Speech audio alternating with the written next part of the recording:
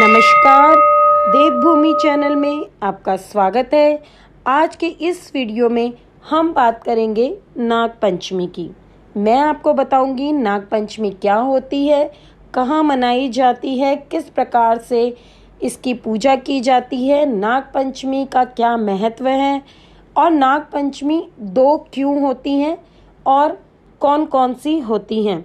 नाग पंचमी की पूजा की तिथि, मुहूर्त, साथ ही साथ मैं आपको बताऊंगी कि नाग पंचमी पर हम क्या उपाय करें जिससे हमारी कुंडली में काल सर्प योग दोष हो तो उससे मुक्ति हमें मिल जाए। तो आइए बात करते हैं नाग पंचमी की। नाग पंचमी भारत के त्योहारों में से एक त्यौहार है। नाग पंचमी सावन मास में आती है और नाग पंचमी 2 तिथि होती है नाग पंचमी की, एक शुक्ल पक्ष की होती है और एक कृष्ण पक्ष की होती है।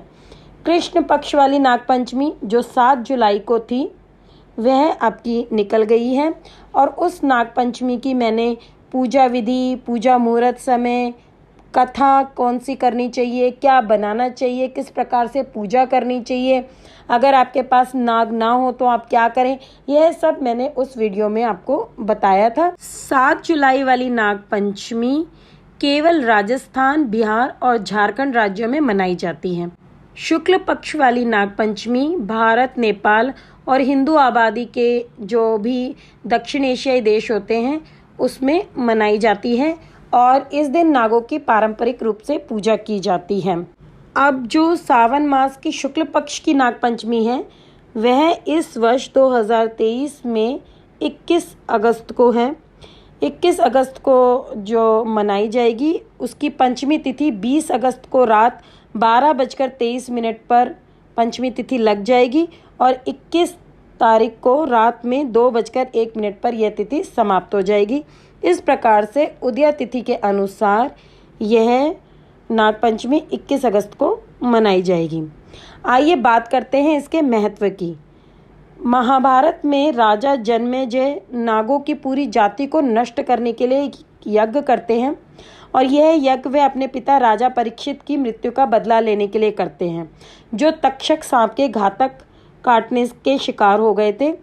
हालांकि प्रसिद्ध ऋषि आस्तिक जन्मेजय को यज्ञ करने से रोकने और नागों के बलिदान को बचाने की खोज में निकल जाते हैं। जिस दिन यह बलि रोकी जाती है उस दिन शुक्ल पक्ष की पंचमी तिथि होती है, इसलिए तब से यह पूरे भारत में नाग पंचमी के रूप में शुक्ल पक्ष की पंचमी तिथि को मनाया जाता है। कई हिंदू धर्म ग्रंथों और महाकाव्यों में सांप या नाग की कई कहानियाँ होती हैं।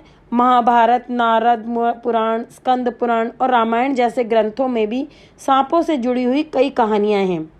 एक कहानी में भगवान कृष्ण और नाग कालिया की है, जहाँ कृष्ण यमुना नदी पर कालिया से लड़ते हैं और अंत में मनुष्यों को दोबारा परेशान न करने के वादे के साथ कालिया को माफ कर देते हैं।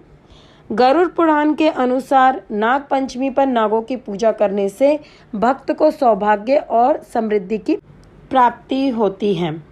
अगर किसी की कुंडली में राहु और केतु की दशा चल रही हो तो उन्हें नाग देवता की पूजा अवश्य करनी चाहिए। इस उपाय से राहु केतु दोष से मुक्ति मिलती है। आइए अब बात करते हैं नाग पंचमी पूजा विधि की। नाग पंचमी पूजन के लिए घर के दरवाजे के दोनों तरफ नाग की आकृति बनाकर घी, दूध और जल से तर्पण करें। इसके साथ ही दीप, धूप, माला, फूल आदि से विधिवत पूजा करें। इसके बाद गेहूं, दूध और जो भुना हुआ धान होता है उसका भोग लगाएं। नाग पंचमी पूजन से कुलों तक, मतलब कि आपके जो 7 पीढ़ी होती हैं उस तक की सर्प दोष से मुक्ति मिलती है। नाग पंचमी के दिन हम क्या उपाय करें जिससे हमें नाग देवता की या ये कहें कि हमें काल सर्प योग से दोष से मुक्ति मिल जाए। तो नाग पंचमी के दिन आप हल्दी, रोली, चंदन से नाग देवता की पूजा करें और उनकी आरती उतारें। यदि आपकी कुंडली में काल सर्प दोष है तो नाग पंचमी के दिन नाग नागिन के जोड़े को बहते हुए पानी में प्रवाहित करें। इस दिन ब्राह्मण को नाग नागिन के चांदी के जोड़े दान करने से धन धान्य में वृद्धि होती है और सांप काटने का दोष भी दूर होता है। नाग पंचमी के दिन व्यक्ति को उपवास रखना चाहिए और नाग देवता पूजन करते हुए नाग पंचमी के मंत्रों का जाप करना चाहिए। इस दिन अगर आप रुद्र अभिषेक कराते हैं और वह भी 4 पहर का कराते हैं तो आपको किसी भी प्रकार का काल सर्प दोष हो उससे मुक्ति मिल जाती है। अगर किसी की कुंडली में काल सर्प योग दोष नहीं है या उसके पास ज़्यादा पाठ पूजा का समय नहीं है तो भी वह भगवान शिव को एक साधारण सी पूजा करके इस दिन उनकी असीम कृपा प्राप्त कर सकता है।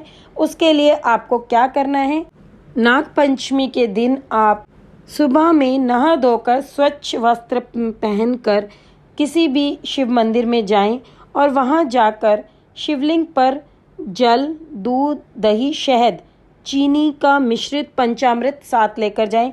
सबसे पहले आपको गंगा जल से स्नान कराना है, साधारण जल से स्नान कराना है। उसके बाद ये पंचामृत आपको शिवलिंग पर चढ़ाना है। उसके पंचामृत चढ़ाने के बाद फिर से आप साधारण जल भगवान शिव को अर्पित करें।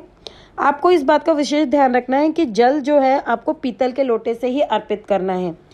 पंचामृत के बाद जब आप साधारण जल उनको अर्पित कर देंगे भगवान शिव को, उसके बाद आप उन्हें रोली चंदन का तिलक लगाएं, पुष्प अर्पित करें, बेलपत्र, शमी के पत्ते ज़रूर उन्हें अर्पित करें और फिर हाथ जोड़कर भगवान शिव से प्रार्थना करें कि आपके जीवन में किसी भी प्रकार की कोई भी कठिनाई या आपकी कोई भी मनोकामना है उसे भगवान शिव अवश्य पूरा करें। ओम नमः शिवाय।